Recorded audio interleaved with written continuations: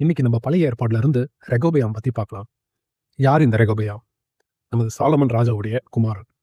சாலமனுக்கு பிறகு இவர்தான் அந்த தேசத்துல ராஜாவாக நியமிக்கப்பட்டார். இவர் ராஜாவா நியமிக்கப்பட்டு கொஞ்ச காலம் நல்லாதான் போயிட்டு இருந்துச்சு. ஆனா கொஞ்ச நாட்கள்லயே இவர் ஆண்டவரையும் ஆண்டவருடைய நியாயப்பிரமாண கட்டளைகளையும் விட்டு வழி விலகி போனாரு. இவர் மட்டும் போகல, இவரை பார்த்து அந்த தேசத்து ஜனங்களும் ஆண்டவரையும் அவருடைய கட்டளைகளையும் விட்டு பாவத்தின் பின்னாடி சென்றாங்க. இதெல்லாம் ஏதோ தெரியாம இவங்க செய்யல. ஆண்டவரையும் ஆண்டவருடைய கட்டளைகள்லாம் இவங்களுக்கு தெரியாம கிடையாது. இவங்களுக்கு ஆண்டவரையும் தெரியும், அவருடைய கட்டளைகளும் தெரியும். தெரிஞ்சும் இன்டென்ஷனலா துணிகரமா ஆண்டவரை விட்டு வழி விலகி போனாங்க. இந்த ரெகோபெயாமும் சரி, இந்த ஜனங்களும் சரி, ஒரு காலத்துல ஆண்டவருக்குள்ளதான் இருந்தாங்க. அது 2 நாளாகமும் 11ஆம் அதிகாரம் 17ஆம் வசனத்துல இப்படி சொல்லப்பட்டிருக்கு. இவங்க எல்லாருமே தாவீதும் சாலொமோனும் நடந்த வழியிலே 3 வருஷம் மட்டும் நடந்தார்கள் என்று. எப்படி? தாவீதும் சாலொமோனும் நடந்த வழியிலே 3 வருஷம் மட்டும் நடந்தார்கள். அப்ப இவங்க எல்லாருமே ஒரு காலத்துல ஆண்டவருக்குள்ள இருந்தவங்க தான், அவருடைய கட்டளைகளை கை கொண்டவங்க தான். ஆனா இப்போ கொஞ்சம் பலப்பட்டதுக்கு அப்புறம் ஆண்டவரை விட்டு வழி விலகி போனாங்க. அது 12ஆம் அதிகாரம் முதல் வசனத்துல சொல்லப்பட்டிருக்கு.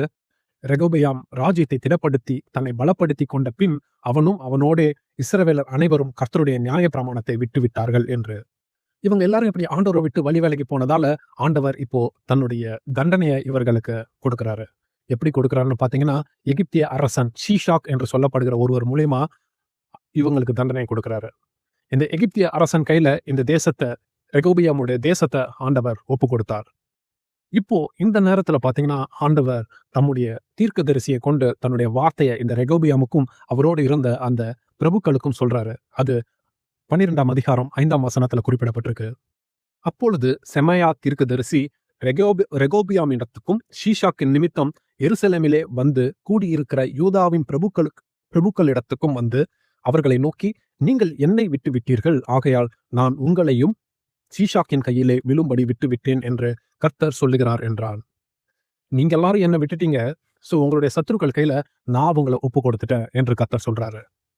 இப்படி ஆண்டவருடைய வார்த்தையை கேட்ட ரெகோபியாவும் சரி, அவரோடு இருந்த பிரபுக்களும் சரி, இங்க ஒரு நல்ல காரியத்தை பண்றாங்க. அவங்க பண்ண தப்புக்கு எந்த ஒரு சாக்கு போக்கும் சொல்லல, எந்த விதண்டவாதமும் பேசல. அவங்க செஞ்ச ஒரு நல்ல காரியம் என்னன்னா, தங்களை தாழ்த்தி தேவனிடத்தில் திரும்பினார்கள். தங்களை தாழ்த்தி, அது 12ஆம் அதிகாரம் 12ஆம் வசனத்துல சொல்லப்பட்டிருக்கு. அவன் தன்னை தாழ்த்தினபடியினால் கர்த்தர் அவனை முழுதும் அழிக்காதபடிக்கு அவருடைய கோபம் அவனை விட்டு திரும்பிற்று. யூதேயாவிலே இன்னும் சில காரியங்கள் சீராய் இருந்தது. அப்போ இந்த ஜனங்கள் தங்களை தாழ்த்தினா அதோடைய அர்த்தம் என்னன்னா, இவங்க ஆண்டவர்கிட்ட ஒத்துக்கிட்டாங்க. ஆமா ஆண்டவரே, தவறு செஞ்சிட்டோம். நாங்க பண்ண தப்புக்கு தான் நீங்க எங்களுக்கு தண்டனையை கொடுக்குறீங்க. எங்க மேலதான் தப்பு ஆண்டவரே, எங்களை மன்னிச்சிடுங்க அப்படின்னு சொல்லி ஆண்டவரிடத்தில் இவர்கள் தங்களை தாழ்த்தி திரும்புகிறார்கள். ஆக்சுவலா ஆண்டவர் இந்த யூதேயா முழுவதையும் அழித்து போடணும்னு தான் ஃபர்ஸ்ட் முடிவா இருக்கிறாரு.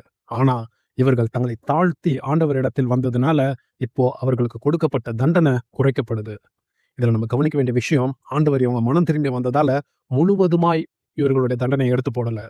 அந்த தண்டனையுடைய இன்டென்சிட்டிய, அந்த தண்டனையுடைய அளவை தான் குறைக்கிறாரு தவிர முற்றிலுமாய் தண்டனை இல்லைனாக்கல. ஸோ வாழ்க்கையில பாவத்துக்கான கான்சிக்வன்ஸ் என்னைக்குமே நம்ம வாழ்க்கையில இருக்கும். சின் இஸ் அ சின். பாவத்தோட விளையாடக்கூடாது. இன்னைக்கு கலாச்சாரம், ஃபேஷன் என்ற பேர்ல துணிகரமாய் அநேகர் பாவத்தின் பின்னாடி போறத பார்க்க முடியுது. என்ன காரணம் சொல்லி பூசி முழுவனாலும் பாவம் பாவம் தான். சின் இஸ் அ சின். பாவத்துக்கான கான்சிக்வன்ஸை கண்டிப்பா ஃபேஸ் பண்ணி ஆகணும். ஆனா நம்ம ரெகோபியாமும் சரி, அவரோடு இருந்தவர்களும் தங்களை தாழ்த்தி ஆண்டவரிடத்துல திரும்புறதுனால ஆண்டவர் அந்த தண்டனையை குறைத்து போடுகிறார். இது எதை குறிக்குதுன்னா, ஒரு பக்கம் ஆண்டவர் நியாயம் செய்கிற நீதிபதியா இருக்கிறாரு, பாவத்தை தண்டிக்கிற நியாயாதிபதியா இருக்கிறாரு. மறுபக்கம் நம் மீது இரக்கமும் அன்பும் கிருபையும் மன்னிக்கிற தேவனாய் இருக்கிறாரு. ஒரு நாணயத்துக்கு 2 பக்கம் இருக்கிறது போல ஆண்டவர் ஒரு பக்கத்துல நீதி உள்ள நியாயாதிபதி. அவர் பாவத்தை பாராத சுத்த கண்ணர். அவர் பட்சிக்கிற அக்கினி. பாவத்தை வெறுக்கிற தேவன் அவரு. ஆனா மறுபக்கத்துல நாம் மனம் திரும்பும் பொழுது அவர் நம்மளை ஏற்றுக்கொள்கிறவராய் இருக்கிறாரு. இரக்கமும் கிருபையும் தயவும் உள்ளவராய் இருக்கிறாரு. நான் முன்னாடியே சொன்ன அந்த எகிப்திய அரசன் ஷீஷாக் என்பவர் இந்த ரெகோபெயாம் தேசத்தை மேற்கொண்டார் என்று. அவர்கள் என்ன செஞ்சாங்கன்னு பாத்தீங்கன்னா, அது 12ஆம் அதிகாரம் 9வது வசனத்துல குறிப்பிடப்பட்டிருக்கு. அவங்க ஆலயத்துல உள்ள பொக்கிஷத்தையும் அரண்மனையில உள்ள பொக்கிஷத்தையும் சாலமோன் செய்த பொற்பரிசைகள் இது எல்லாத்தையுமே எடுத்துக்கொண்டு போனார்கள்னு போட்டிருக்கு. அது என்ன பொன் பரிசைகள்னா, கைண்ட் ஆஃப் ஷீல்டு, ஒரு கேடயம், ஒரு பாதுகாப்பான ஒரு பொருள். அது இது எல்லாத்தையுமே அவங்க எடுத்துக்கொண்டு போனார்கள்னு போட்டிருக்கு. நம்மள பொறுத்த வரைக்கும் இது ஏதோ ஒரு பொருள அவங்க எடுத்துட்டு போயிட்டாங்கன்னு தான் நம்ம பார்ப்போம். ஆனா ஒரு யூத கலாச்சாரத்துல ஒரு யூதன் இதை இப்படி பார்க்க மாட்டாங்க. ஏன்னா ஒரு யூதனை பொறுத்த வரைக்கும் இது எதை குறிக்குதுன்னா, தேவன் அவருடைய பாதுகாப்ப நீக்கிவிட்டார் என்பதை குறிக்குது. தொடர்ந்து அந்த வசனத்த வாசிச்சோம்னா, அடுத்த வசனம் 10ஆம் வசனத்துல சொல்லப்பட்டிருக்கு, அவங்க அந்த தங்கத்தினால செய்யப்பட்ட பொன் பரிசைகளை எடுத்துட்டு போயிட்டதுனால, இப்போ ரெகொபெயாம் என்ன பண்றாருன்னா, வெண்கல பரிசுகள் அங்க எடுத்து வைக்கிறாரு. வெண்கலத்தால செய்யப்பட்ட ஷீல்டுகள எடுத்து அரேஞ்ச் பண்றாரு. இதுவும் எதை குறிக்குதுன்னு பார்த்தீங்கன்னா, தங்கம் இந்த கோல்டு வந்து தேவ மகிமையை குறிக்குது. இது தேவ ஆசீர்வாதத்த குறிக்குது. ஆனா வெண்கலம் என்பது அது வேல்யூ கொஞ்சம் கம்மியானது.